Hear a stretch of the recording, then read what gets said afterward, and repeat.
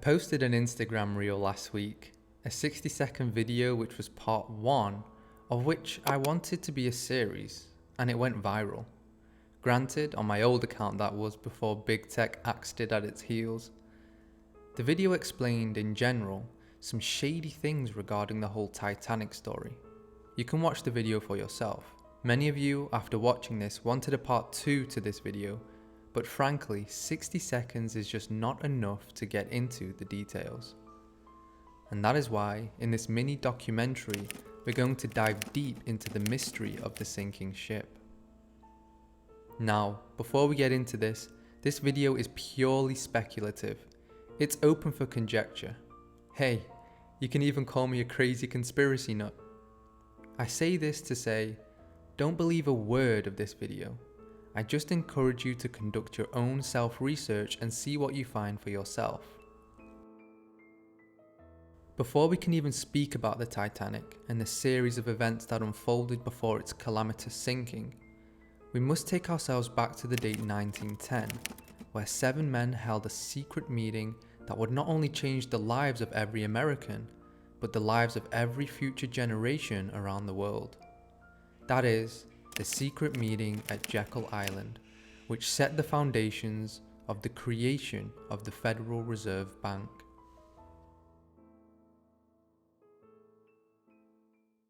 Nelson Aldrich, Benjamin Strong Jr., Piet Andrew, Henry Davidson, Arthur Shelton, Frank Vanderlip, and Paul Warburg met at the Jekyll Island Club off the coast of Georgia to write a plan to reform the nation's banking system. The meeting and its purpose were closely guarded secrets, and participants did not admit that the meeting occurred until the 1930s. But the plan written on Jekyll Island laid a foundation for what would eventually be the Federal Reserve System. One could call the Federal Reserve a cartel, and that its primary interest is to advance the goals of the cartel itself. This attribution has been stated many times by Edward G. Griffin, the author of the book Creatures of Jekyll Island, which details the sinister plot behind the meeting that took place that secretive day. In standard education, meaning Rockefeller indoctrination, we're taught that the Federal Reserve Bank was created to alleviate financial crises that became frequent prior to its establishment, and to provide a more centralized control over the financial system, aka the banks. Well, let's just break apart that story, and we'll start by a quote from Edward G. Griffin. The accepted version of history is that the Federal Reserve was created to stabilize our economy. One of the most widely used textbooks on this subject says, it sprang from the panic of 1907. With its alarming epidemic of bank failures, the country was fed up once and for all with the anarchy of unstable private banking. Even the most naive student must sense a grave contradiction between this cherished view and the system's actual performance. Since its inception, it has presided over the crashes of 1921 and 1929, the Great Depression of 29 to 39, recessions in 53, 57, 69, 75, and 81. A stock market Black Monday in 87, and 1,000% inflation which has destroyed 90% of the dollar's purchasing power. So, as you can see, the Federal Reserve failed at its main duty till this date, which was to provide financial stability for the American dollar. Secondly, the 7 men who secretly plotted the creation of the Federal Reserve Bank were some of the richest men in the country with banking interests themselves. In other words, the Federal Reserve Bank and all the rules within were created by banksters to control banking behavior. Go figure.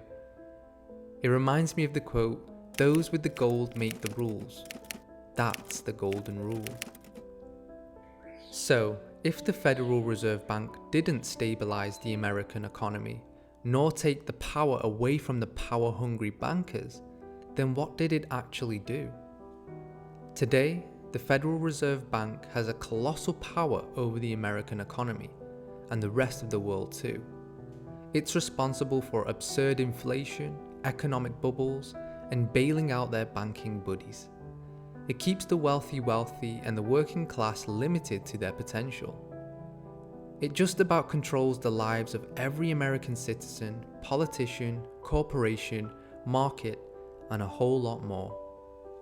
That's what it did. It consolidated power in the hands of just a few men. So, you're probably wondering by now, what does this all have to do with the Titanic? The idea of a Federal Reserve System wasn't completely accepted by the entire population. Those with other financial interests knew this could wreak havoc on the economy. And a centralization of money supply smells like a disaster waiting to happen. So, as you can imagine, many prominent men during the early 1900s also opposed its creation. Three of the more notable men who had grown to great riches opposed the creation of the Federal Reserve vehemently.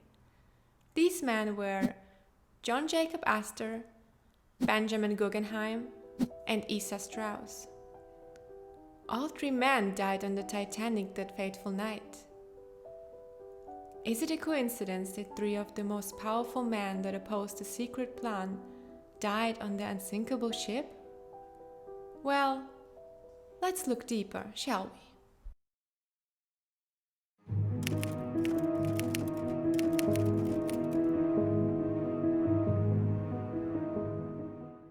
JP Morgan, one of America's largest financiers and a huge political influencer, and of course a bankster, was a key character involved in this conspiracy.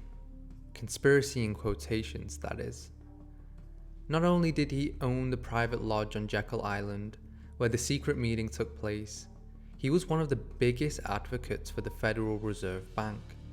According to Investopedia, he ultimately forced the government into acting on the central banking plans. Did I forget to mention, he also owned White Star Lines, the company that built the Titanic?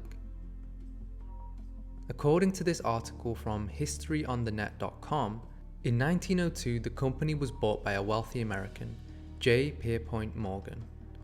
Ismay retained his position within the firm as managing director, Ismay being the previous owner of White Star Lines. Morgan's money meant that the company could build large luxury liners to attract the wealthy passengers.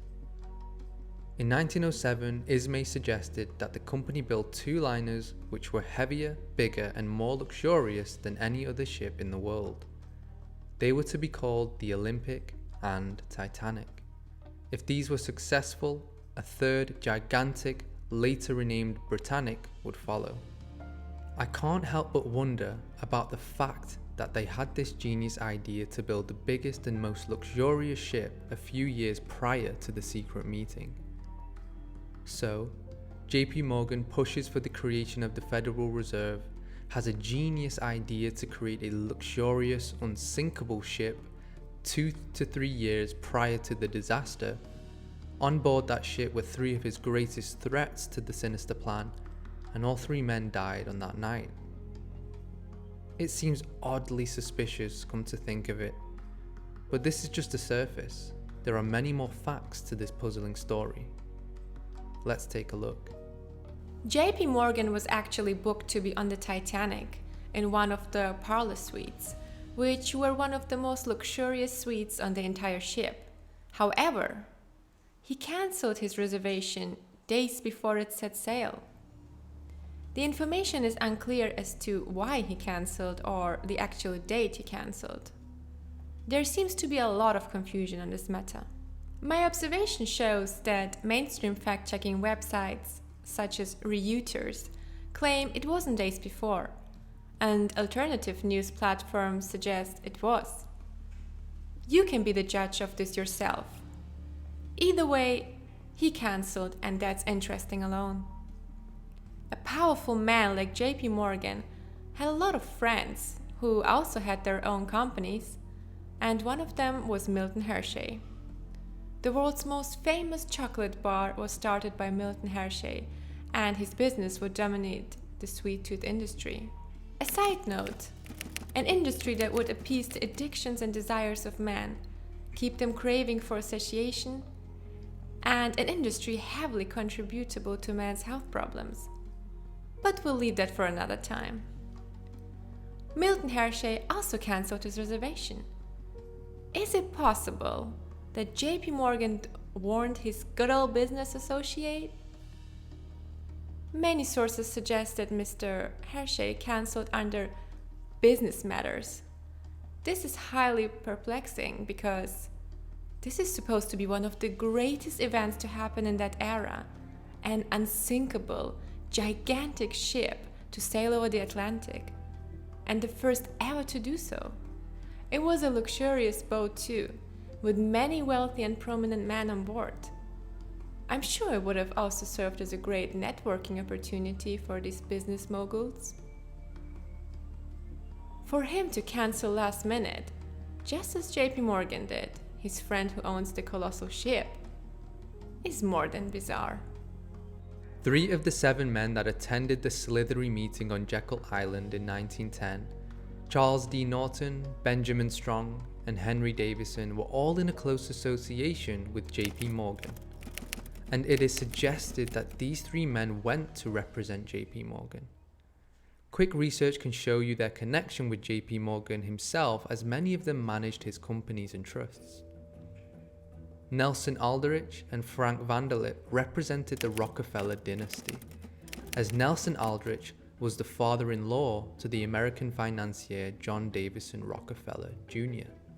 Frank Vanderlip, president of the National City Bank of New York, representing William Rockefeller and the international investment banking house of Kuhn, Loeb and Company.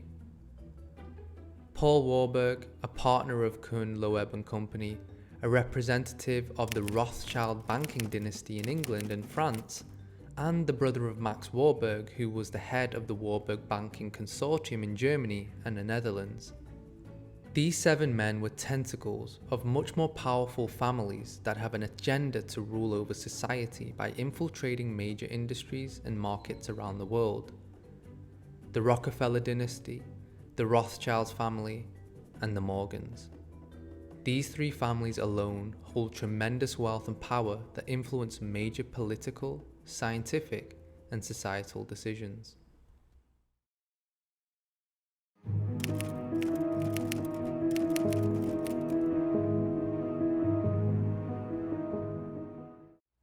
Another part to this endless puzzle has to do with the Serbian inventor and forgotten genius, Nikola Tesla. If you're watching this video, you're most likely familiar with Nikola Tesla's work.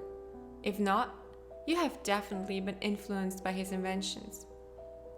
Some of Tesla's most notable inventions were his AC power, alternating current, Tesla coil, magnifying transmitter, Tesla turbine, shadowgraph, radio, neon lamp, hydroelectric power, induction motor, and radio-controlled boat.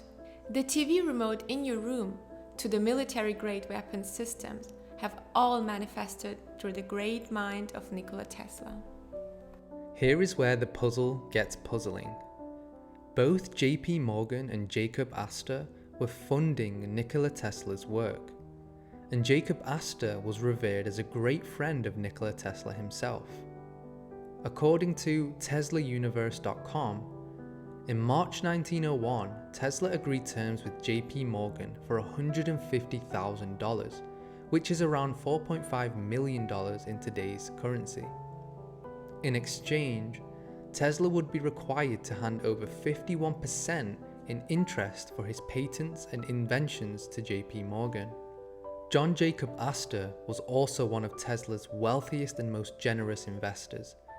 He invested $100,000 in 1899 for Tesla to, as he understood it, further develop and produce a new lighting system.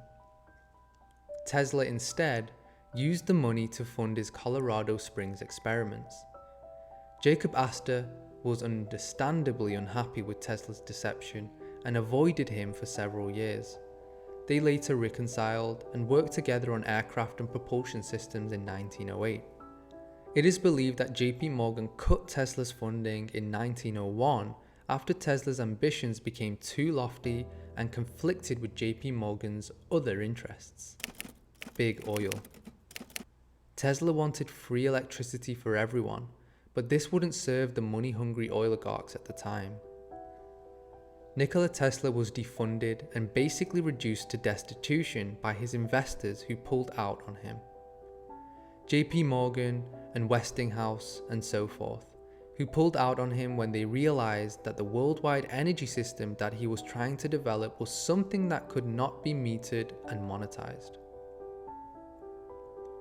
And this was, of course, in the age of discovery of petroleum and Rockefeller as the first magnate of the petroleum industry, and there was a killing to be made in oil and other non-renewable sources. So Tesla was reduced to destitution and misery for wanting to be a benefactor of humanity. Jason Reza Georgiani. With John Jacob Astor close to Tesla and being one of his more ambitious investors, could JP Morgan see his relationship as a threat to his global empire? It is clear by now that John Jacob Astor was a real thorn in the side of JP Morgan. With his widely known concerns about the Federal Reserve Bank and his interest and friendship with Nikola Tesla, the man who was on the brink of creating free electricity for the entire world, JP Morgan had to do something about his opposition. Right? That's how business works, and history has always shown us the rage man has when it comes to removing his opponents, especially when it interferes with business.